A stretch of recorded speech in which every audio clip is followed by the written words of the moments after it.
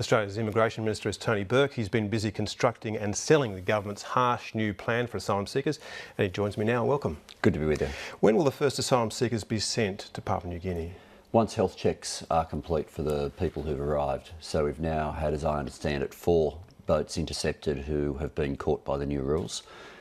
They go through their health checks. Health checks take longer for some than for others. It's in the order of about 2 weeks before you start being able to send people across. And a lot of those health checks, not just checking people's state of health, it's also inoculations and things like that that you need to provide before people go to Manus. So how many people are we talking about, and how many people could you possibly send to Manus at the moment? Because you've been taking people off that island, haven't you? That's right, we're taking people off. Well, right at the moment, the people who are there, we're also starting to get them off to make sure that the capacity that we have on Manus becomes entirely for people affected by the new rules. But we can boost capacity, and we will be boosting capacity on Manus very rapidly. You don't need to go through the bricks and mortar of permanent structures. The first step will be using tents and marquees. So using the army again? That's one of the options. There's also some companies that are used to putting together mining camps very quickly that we're also having conversations with. But once you start that process, you can increase capacity very quickly. So days, weeks, months before we see the first people there? Oh, well, as I say, the health check's taken the order of about 2 weeks, and around that time, we'll start sending people across. Do you really think that you can put 3,000 people there over time, and what's such a small population, and have that work? What I believe we can do is ensure that however many people arrive under this new system, they will be able to be sent for processing, and if their claims are valid, ultimately settlement within Papua New Guinea. Manus Island is the first place we're looking at. There will be potentially a number of other places throughout Papua New Guinea that are at least become under consideration. It ends up being driven by how many people want to test our resolve. A lot of people have said, oh yeah, where's the cap, where's the limit? People smugglers would love us to put down a limit, because then they just fill it and go back to business as usual. Whatever capacity is required, we will deliver. Well, Ronnie Knight, who's the MP for Manus Island, says he doesn't believe that people will be resettled in Papua New Guinea if they're found to be refugees. Yeah, well, the agreement says they will be. How can you be certain of that if people in Papua New Guinea start to arc up against it? There's only a 1 year at a time agreement, isn't there? It could be torn up tomorrow, in fact. Well, look, I was with Ronnie earlier in the week. Ronnie takes a lot of care about his area as the local member there for Manus Island. But the settlement principle is one that can apply to many different parts of Papua New Guinea. It need not be Manus Island. And I think when Prime Minister Peter O'Neill is saying resettlement's going to be available, and when the name of the agreement is the Regional Resettlement Arrangement, that's what it's called, it's not too long ago to say people will be resettled. Have you got plans, though, to build a 3,000 person centre on Manus Island or somewhere near Manus Island? We've worked through what will be required if we have to do that. But it'll be driven by how many we need to provide capacity for. But when you're dealing with rapid expansion through tents and marquees, you can expand that capacity very quickly. And what about people who might be found not to be refugees who will then stay in indefinite detention? How many of those do you think that Manus Island could cope with before they have a problem like we've seen on Nauru? The agreement says that there are 3 options for people who are found to not be refugees. Either they remain in Papua New Guinea in detention, or they return to their country of origin, or they go to a third country where they have a right of residence.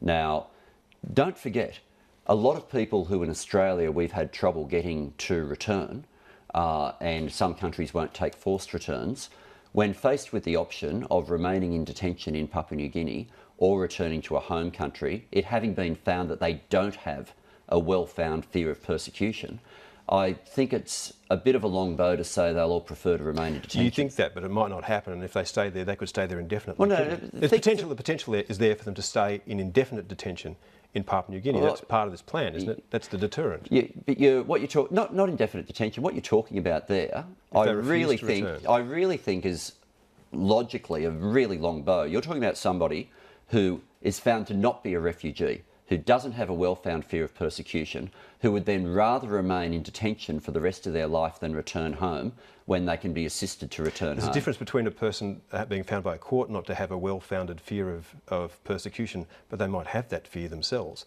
and might not want to return home, in which case they would stay in indefinite detention, wouldn't they? Or be returned to a third country where they have a right of residence. How many people have that? Do you have a right of residence to anywhere but Australia? How many people have that? No, I don't, but there are actually, for some of the countries, and we've seen through things like the visa on arrival rules, which are now being changed in some countries, but it is not unusual for there to be third countries that people are able to voluntarily go to. How long will forced returns are a different issue? Yeah, how long will Australia be liable for welfare and other payments for these people? It will make sure that there is not a hit to the bottom line for Papua New Guinea on that. But don't forget, if it had been under the old rules and people found to be refugees had ended up being settled in Australia or continued to be held in Australia, then there would be similar bills that would apply. So there's not an additional hit to the budget in that respect. So what's the cost to Australia though? Because there were two deals signed. One of them was this convention, if you like, or this agreement with Papua New Guinea. Another one was to work on a whole lot of claims that Papua New Guinea wants us to fill. Really, that must all cost money. What's the total cost of this plan? And those figures that will come from within the foreign aid budget, so it won't be an additional hit to the taxpayer, it'll be a reorganisation of the foreign aid budget millions, for the whole... More billions from the foreign aid? If you let me finish, because I'll be completely upfront that I don't have those figures to be able to give you. They'll be run out of Bob Carr's department within the foreign aid budget. There won't be an additional hit to the taxpayer as a result. Tony Burke, was this what you imagined you'd be doing when you joined the Labor Party? In what respect? That you'd be the minister responsible for the harshest asylum seeker program that Australia's ever instituted. Is this what you signed up for when you signed up for the Labor Party? I'll tell you what I signed up for, because one thing I won't accept is an argument that people have wanted to run that this is somehow a lurch to the right and want to see it within a left-right political spectrum. The principles that I joined the Labor Party did involve making sure that you don't see the sorts of horrors that we've seen in the Indian Ocean. I haven't been minister for this portfolio for very long, but already there's been a number of people who've died on my watch, and the first of them was 2.5 months old.